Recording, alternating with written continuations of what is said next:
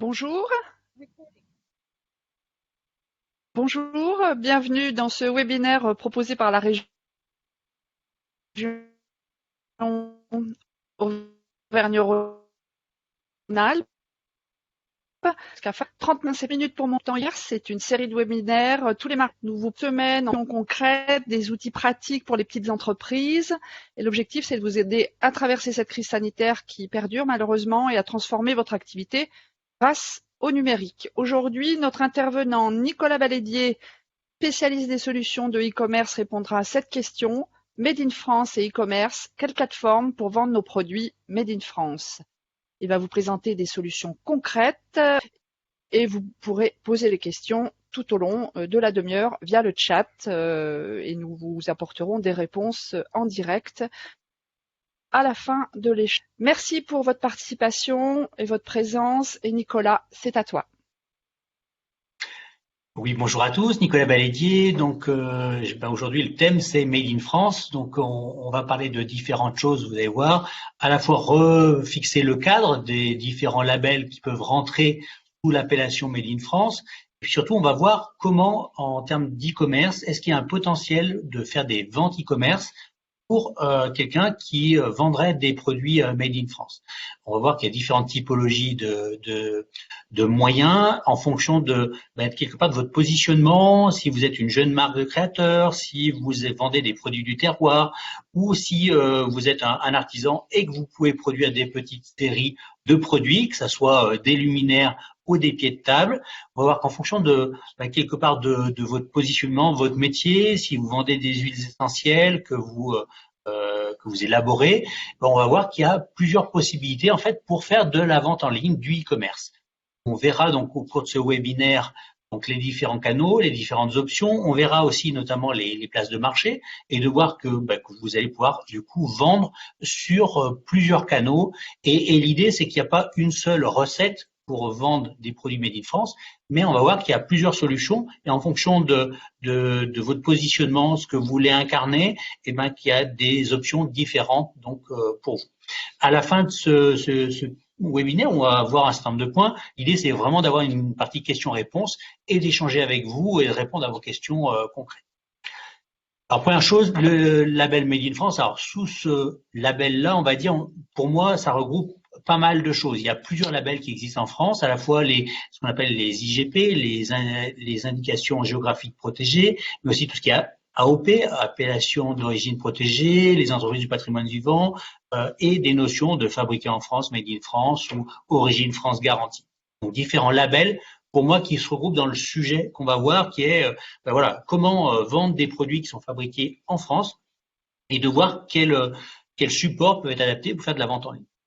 Ce qu'il faut voir, c'est que là-dessus, les douanes ont formaté, ont labellisé des choses, et donc du coup, c'est une notion quand même qui est assez claire au niveau des marquages et au niveau de qui peut utiliser ce type d'appellation, en sachant que le point important, il faut qu'il y ait quand même une certaine partie du produit que vous allez vendre qui soit fabriqué en France, et notamment, on va dire, la transformation finale soit réalisée au niveau du territoire français. Alors déjà, pour vendre en ligne, je dirais que en tant que commerçant ou artisan, premier constat de départ, c'est de dire est-ce que je crée mon propre site e-commerce ou est-ce que je vais vendre sur ce qu'on appelle les marketplaces, les places de marché. Les deux solutions ont des avantages et peuvent être adaptées en fonction de ce que vous voulez incarner. C'est-à-dire que si vous êtes une jeune marque de créateur et que vous avez besoin de montrer vos produits pour à la fois faire de la vente en ligne, mais aussi monter un réseau de revendeurs, de magasins, et donc du coup vous avez besoin d'incarner une image de marque, là ça peut être intéressant de créer son site e-commerce. Que ce soit avec un outil, on va dire, on appelle un CMS logiciel libre type WordPress ou Commerce, ou avec des plateformes en ligne. Il y a des outils maintenant qui sont des services Internet qu'on appelle des plateformes qui vont vous permettre en fait, en contrepartie d'un abonnement, d'avoir en ligne tous les outils qui vous permettent en fait de composer facilement votre site e-commerce. Donc ça, première option, c'est de créer votre propre site. Alors, les avantages, c'est que vous allez pouvoir faire quelque part ce que vous voulez. Et donc, si vous voulez incarner une image de marque, vous allez pouvoir du coup implémenter des vidéos, vraiment concevoir un site à votre image et avec des services adaptés. Après, l'inconvénient de vendre sur son propre site, c'est ce que j'appelle le temps long. C'est-à-dire que voilà, il faut créer le site. Après, il va falloir en faire la promotion, parce qu'en fait, un site qui vend, c'est un site qui a un trafic. Et pour avoir un trafic, il va falloir mettre en place tout un tas d'actions pour développer le trafic, donc le nombre de personnes qui viennent sur votre site. Ça veut dire du référencement, ça veut dire des campagnes publicitaires sur Google, sur Facebook, ça va mettre en place des actions de réseaux sociaux, de l'email marketing, enfin tout un tas d'actions qui ont pour objectif de faire croître ce trafic sur votre site. Et ça, c'est un temps long parce que ça se fait pas instantanément. Tout le monde veut être en première page de Google, sauf que les premières pages de Google sont squattées par les gens qui payent des campagnes publicitaires. Donc du coup, optimisez votre référencement, donc votre visibilité notamment par les moteurs de recherche ou par les réseaux sociaux, c'est un temps long, votre site, mais ça a plein d'avantages. Autre possibilité, c'est de vendre sur les places de marché. Alors, ce qu'on appelle les places de marché, vous en avez tous parlé d'Amazon, mais on va voir qu'il n'y a pas que Amazon, et on va voir qu'il y a la possibilité de vendre sur de nombreux canaux. L'avantage d'une marketplace, globalement, c'est que les clients sont déjà là. C'est-à-dire que la marketplace est devenue le réflexe des consommateurs, et donc, du coup, ils viennent acheter des produits sur la place de marché, leur carte bancaire est déjà enregistrée. Bref, ils ont des réflexes par rapport à ça. Donc, la visibilité, quelque part, elle est là. La contrepartie, on va voir, c'est qu'il y a des commissions à payer à la place de marché. Donc, avantage, inconvénient. Donc, si je reformule les choses, à la fois, vous allez pouvoir créer votre propre site avec tous les marqueurs, on va dire les labels Made in France que vous utilisez ou ceux que vous pouvez utiliser, et vous allez pouvoir du coup développer votre propre canal de vente e-commerce, qui peut être complètement complémentaire à votre boutique classique, retail.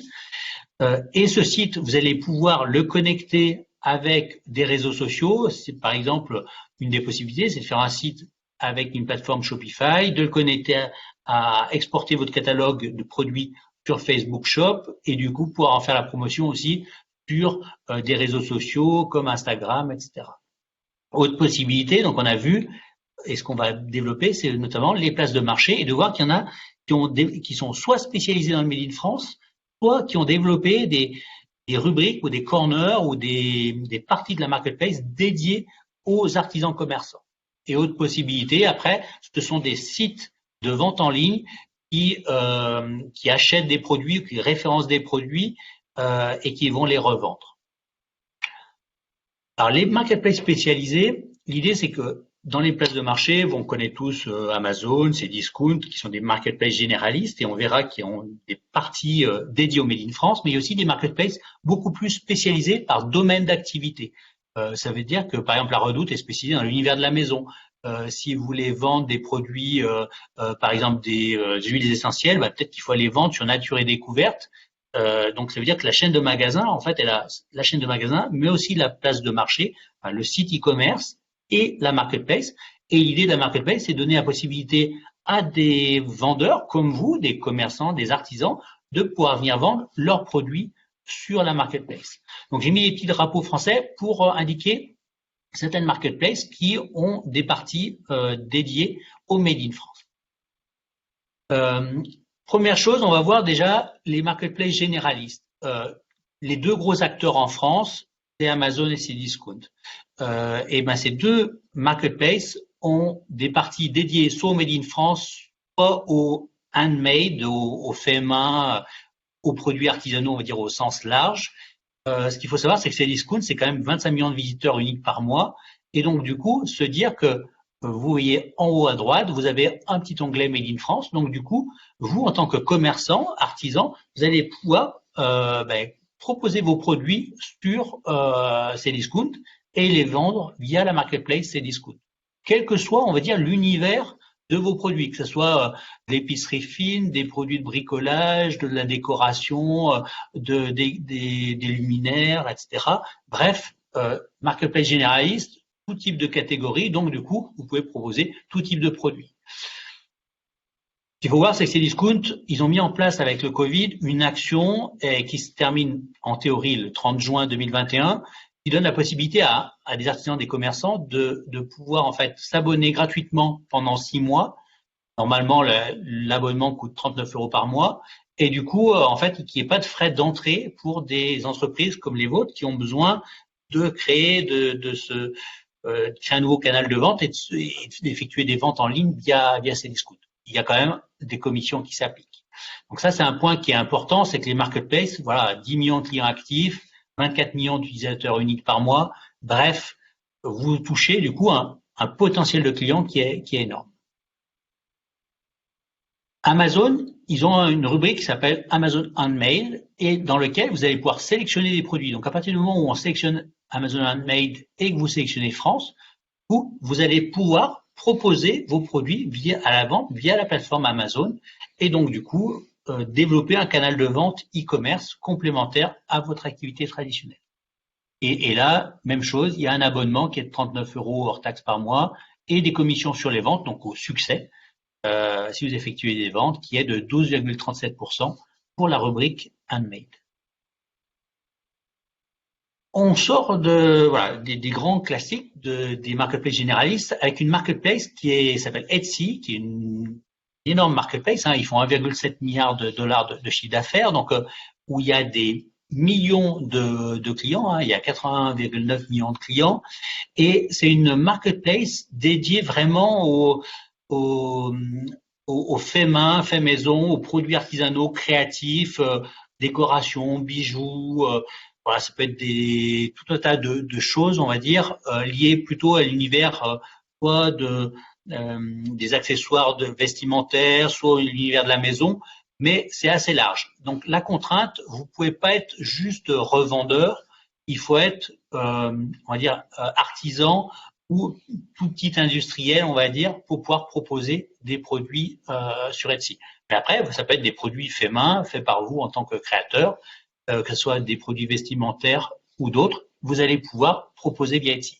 Alors c'est une plateforme mondiale et dans laquelle on va pouvoir sélectionner, ce que j'affiche à l'écran, un Made in France et donc du coup aller chercher des produits réalisés par des artisans, des jeunes créateurs sur la plateforme Etsy. L'intérêt aussi, c'est qu'il y a pas d'abonnement, c'est-à-dire qu'on paye à l'annonce, qui est de 20 centimes pour une période de 4 mois, et après il y a une commission de 5% sur les ventes. Donc c'est vraiment le principe de la place de marché. Et derrière, vous allez du coup avoir des fiches produits, mais vraiment dans des univers très très variés. Donc voilà, tout type de produits, on va dire plutôt liés à la maison ou à l'habillement ou à la décoration, etc., peuvent se vendre sur une plateforme comme Etsy. Autre point, pour toucher un petit peu tout le monde, une marketplace spécialisée qui s'appelle Greenwiz. Greenwiz est plutôt spécialisée dans les produits bio. Alors, les produits alimentaires, on va dire au sens large, mais aussi des produits qui peuvent être liés au linge de lit, aux produits d'entretien, à tout un tas de choses à partir du moment où il y a une notion de bio.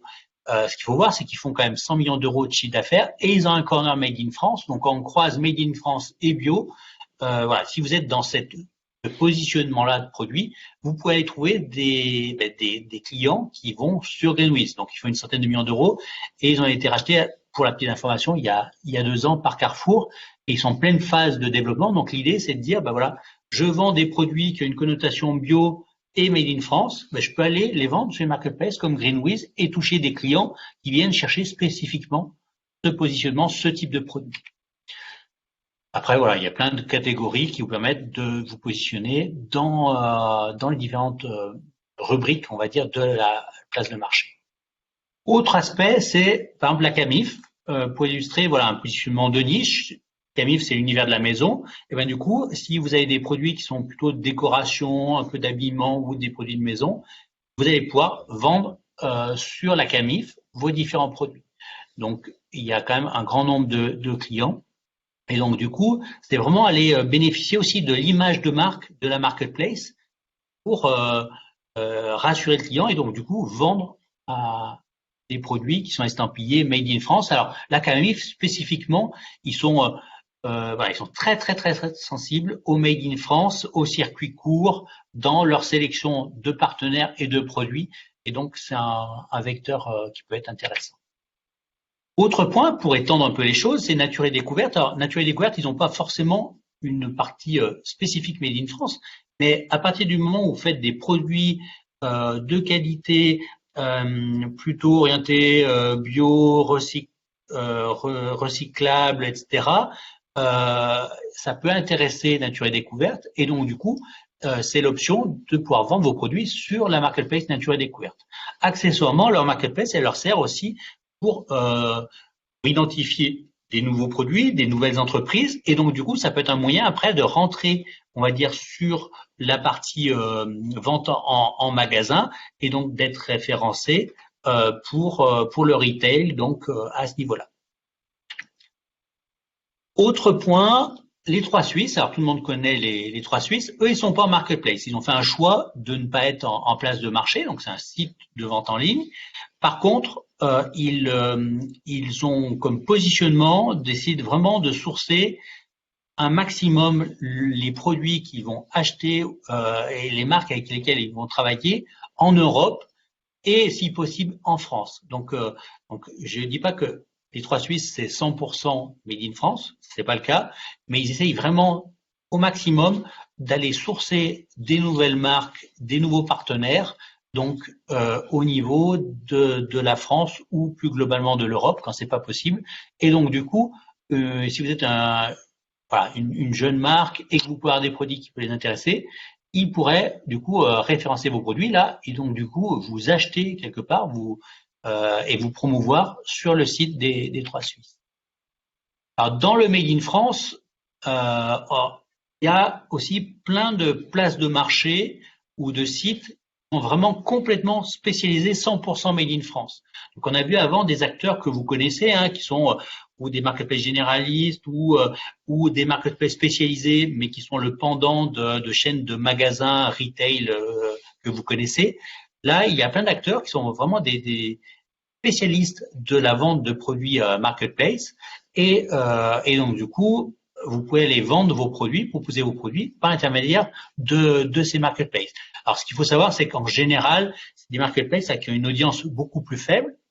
C'est pas si on compare Cdiscount et Yaka français, c'est pas la même chose en termes de trafic. Par contre, ils ont un positionnement pur 100% made in France et donc des fois il y a des deals à trouver pour être distribués ou pour aller vendre vos produits par l'intermédiaire de ces marketplaces très très spécialisés.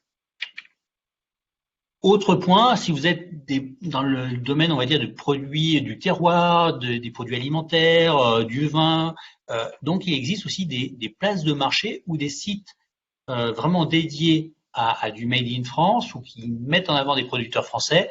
Et donc, du coup, il y a possibilité d'aller vendre sur des marketplaces plus dédiés. Par exemple, imaginons que vous soyez viticulteur, vous pouvez aller sur une marketplace qui s'appelle Les Grappes et donc, du coup, proposer votre vin sur une marketplace dédiée ou aller après sur des sites vraiment dédiés aux produits du terroir comme Bien Manger ou Pour de Bon. Il en existe d'autres. Voilà, c'était juste pour vous dire cette stratégie, elle peut être intéressante et elle peut être complémentaire à la stratégie que vous pouvez avoir de créer votre propre site. C'est-à-dire que c'est pas forcément l'un ou l'autre, mais vous pouvez tout à fait avoir une stratégie de dire je crée mon site de marque et je sais que ça va prendre du temps pour vraiment générer des ventes au niveau que je le souhaite. Par contre, je peux aller chercher des relais de vente sur des sites qui sont déjà en place, que ce soit des places de marché ou des sites dédiés au Made in France pour développer ma visibilité, développer mes ventes parce que ces sites-là ont de l'avance par rapport aux miens et ont déjà un panel de clients sensibles à ma typologie de produits. Dans les marketplaces, vous avez des marketplaces aussi généralistes dédiés aux produits locaux et au Made in, donc pas mal au Made in France, comme Cocotte, qui est vraiment une marketplace dédiée à la mise en avant de produits d'artisans ou de commerçants locaux.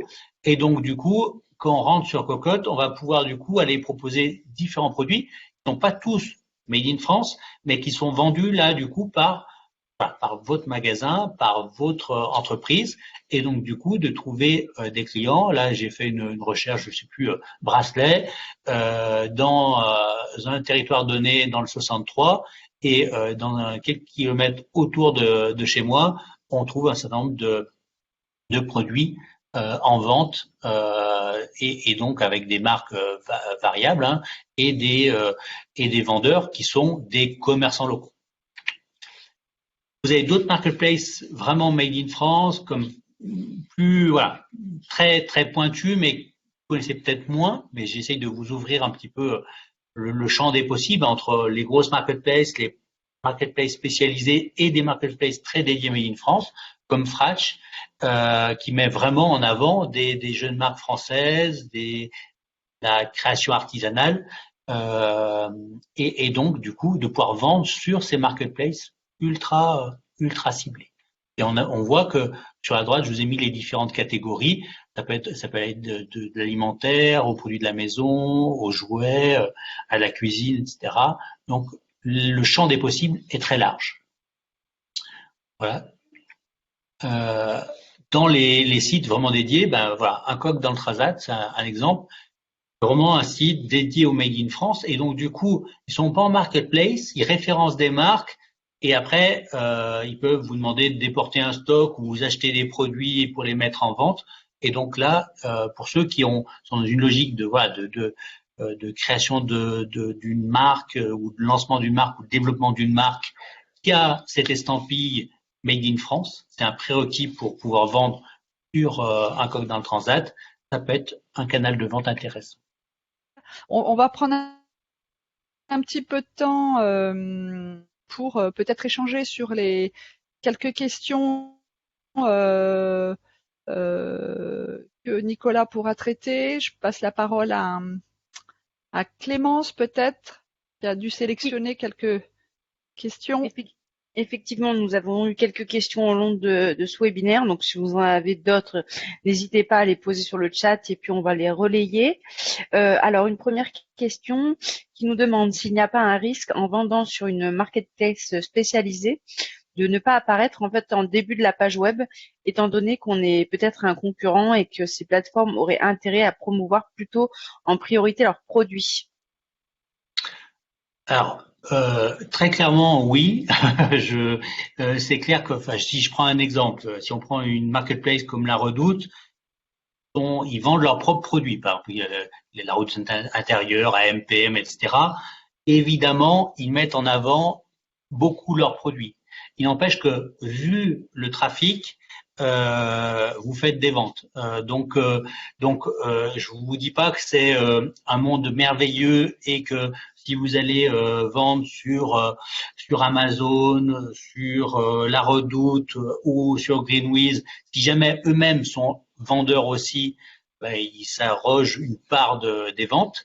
Il n'empêche que il y a quand même possibilité d'effectuer des vraies ventes sur des places de marché, sur tout type de produits, et donc sans que ça soit, pour moi, c'est complémentaire à ce que vous pouvez faire en vente en ligne sur votre propre site, et complémentaire à votre activité que vous pouvez avoir dans votre boutique ou dans votre entreprise.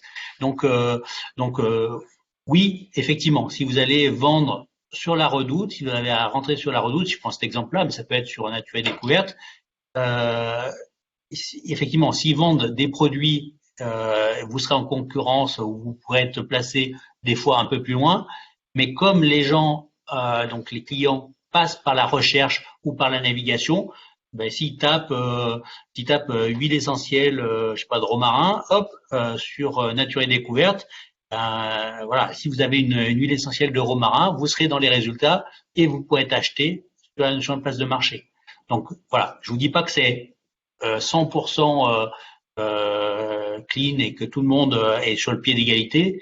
S'ils vendent leurs propres produits, ils se mettent en avant aussi, mais il n'empêche que au jour d'aujourd'hui, sur les places de marché, par exemple, si on prend Amazon, 60% du chiffre d'affaires est fait par les vendeurs tiers, donc les vendeurs marketplace, et que 40% par Amazon en direct avec ses propres produits qu'il achète et qu'il revend. Donc, il y a la place quand même pour des vendeurs comme vous sur les places de marché. D'accord, merci. Une autre question qui dit l'abonnement Handmade permet justement de pas payer. En fait, c'est pas une question, c'est permet justement de pas payer l'abonnement mensuel Amazon. Oui, oui, pardon, Voilà, c'est j'ai pas seulement une raccourci. commission. Oui, oui, c'est vrai. C'est vrai, maintenant, il y a pas Voilà. d'abonnement sur la partie handmade. Ils ont mis ça en place pour favoriser justement des produits artisanaux. Et donc, il y a que la commission de 12,7% qui s'applique. Et la commission, par contre, s'applique sur le prix de vente TTC plus les frais de port. Et c'est un montant hors taxe qui a ce 12,7%. Merci Nicolas. Une autre personne qui dit qu'elle n'a pas forcément de produit à vendre en click and collect, mais est-ce qu'elle peut être simplement présente en tant qu'annonceur sur ces plateformes, sur ces marketplaces? Non, alors, sur les places de marché, vraiment c'est une logique de vente. Donc vous pouvez pas dire je veux me positionner avec des fiches produits, mettre en avant mes produits et ne pas les vendre. C'est ça un peu la question qui est derrière, juste pour gagner de la visibilité et faire en sorte que les gens cherchent du coup votre produit et trouvent votre site ou trouvent votre commerce. Non, vous êtes si vous voulez aller sur une marketplace, D'accord. vous êtes obligé de vendre. Sinon, il existe plein d'annuaires, par exemple, qui référencent des jeunes marques françaises qui sont là justement pour donner de la visibilité ou permettre de cibler tous les acteurs du Made in France. Donc, on vous mettra d'ailleurs des liens dans les présentations que vous allez pouvoir télécharger. Mais voilà, ça, c'est des annuaires, des références, on va dire, voilà, différentes marques qui peuvent vous donner de la visibilité. Donc, ça, c'est leur rôle. Ça peut être intéressant pour soit donner de la visibilité à votre site e-commerce, générer du trafic, ou donner de la visibilité à votre entreprise, à votre marque. Par contre, marketplace égale vente en ligne, donc il faut obligatoirement vendre pour aller sur les places de marché. Merci Nicolas. On a une artisane d'art qui réalise des créations en rénovation de meubles, patines et peintures et qui Ouais. demande quels conseils vous pourriez lui donner. Elle n'a pas de label car elle transforme simplement un aspect esthétique de meubles. Donc, est-ce que c'est possible déjà d'avoir ce label? Et puis sinon, quels sont les conseils pour sur quelle plateforme s'orienter? Enfin, voilà. Oui, oui. Alors, donc, alors le label, c'est vrai que voilà, c'est pas vraiment évident, mais à partir du moment où vous êtes une entreprise française et que vous transformez un produit, donc voilà, vous pouvez mettre transformé en France, etc. Donc rentrer, on va dire, dans la grande appellation globalement de produits réalisés ou transformés par une entreprise française. Après, c'est comment vendre vos produits. Donc là, ça peut être une logique soit d'aller chercher, par exemple, des clients sur les réseaux sociaux. Ce que je veux dire par là, imaginons que vous créez une boutique avec, par exemple, prenons l'exemple Shopify, vous créez une boutique avec vos produits. Avec Shopify, vous allez pouvoir exporter votre catalogue sur Facebook Shop, qui est la partie boutique en ligne de Facebook, et donc du coup, pouvoir montrer vos produits que vous allez pouvoir partager, par exemple, sur Instagram. Et donc là, du coup, vous pouvez, l'idée, c'est de développer votre image sur les réseaux sociaux. Ce qui se partage le plus sur les réseaux sociaux sont les images et justement des avant-après sur un meuble transformé avec une nouvelle patine, c'est super sympa. Et il y a beaucoup de gens qui partagent de produits de déco, donc ça rentre complètement dedans. Et l'idée, c'est que sur Instagram, du coup, vous aurez un petit caddie et quand la personne va cliquer, vous allez en fait, vous allez la guider pour arriver sur la fiche produit entre guillemets à vendre sur votre site internet.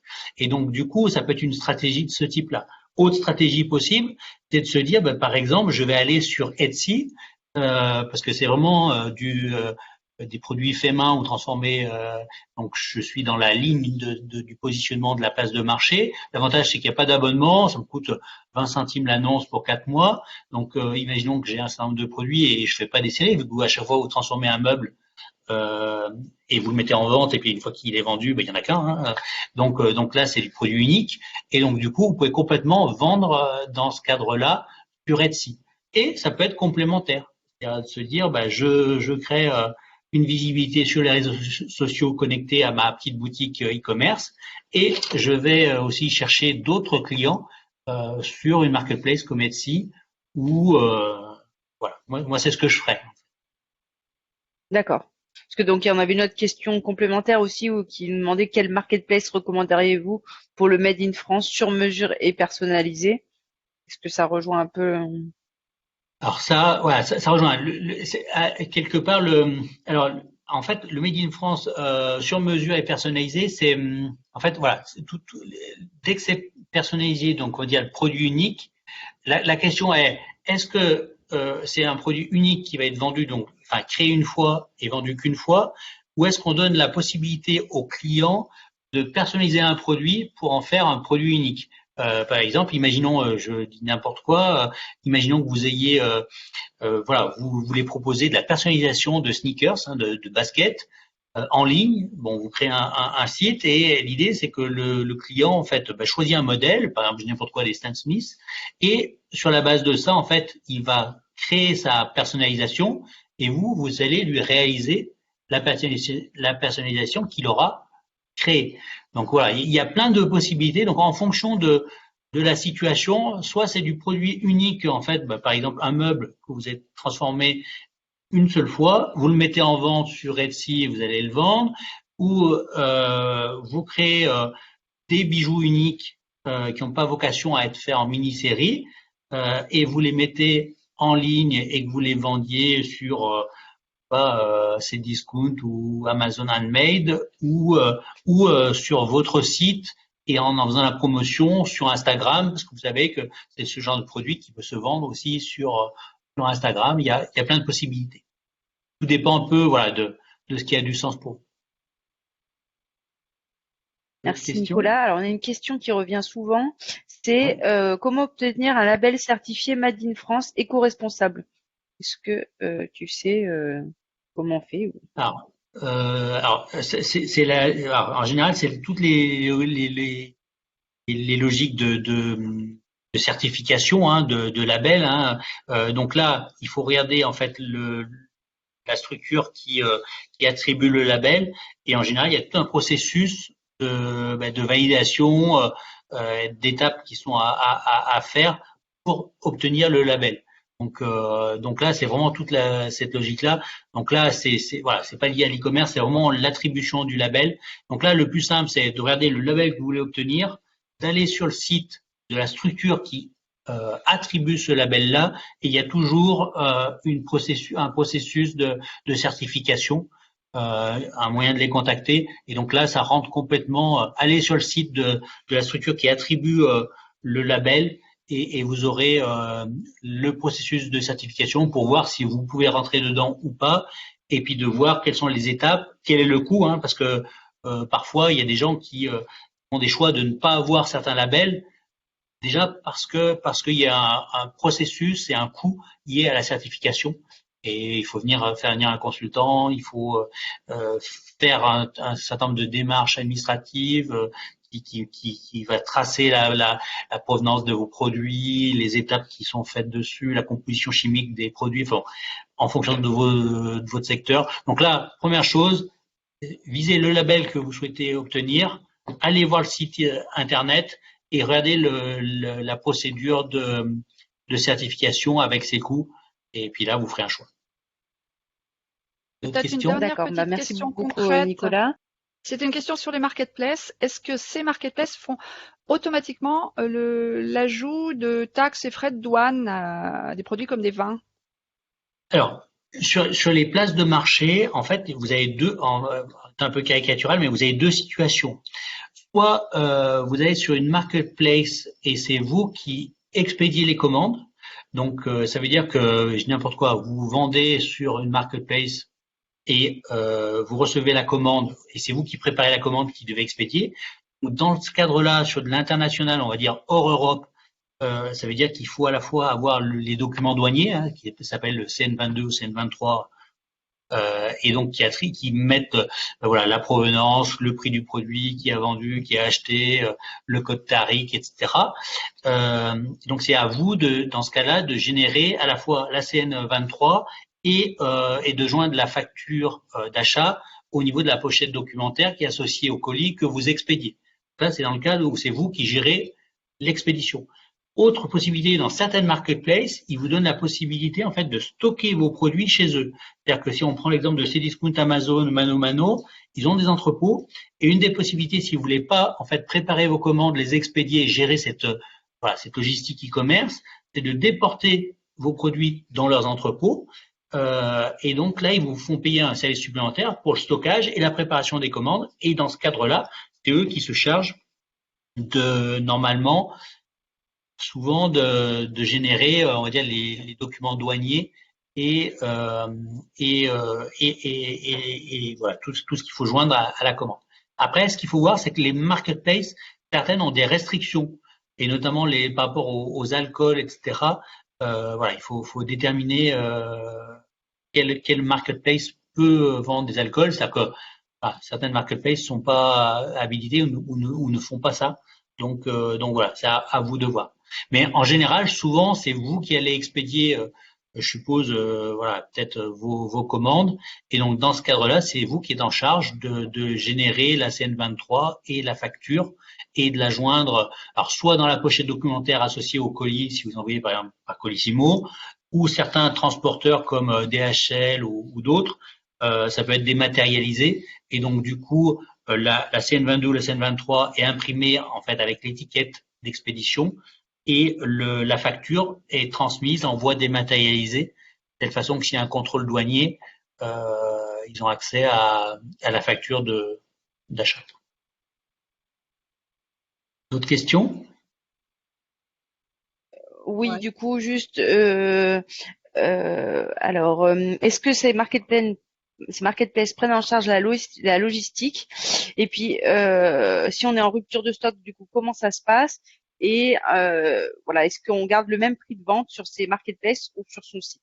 Donc, rapidement, voilà, si tu as des éléments de réponse Oui. sur ces questions. Alors, certaines marketplaces prennent la logistique à leur charge, c'est-à-dire voilà, font les préparations de commandes, les expéditions.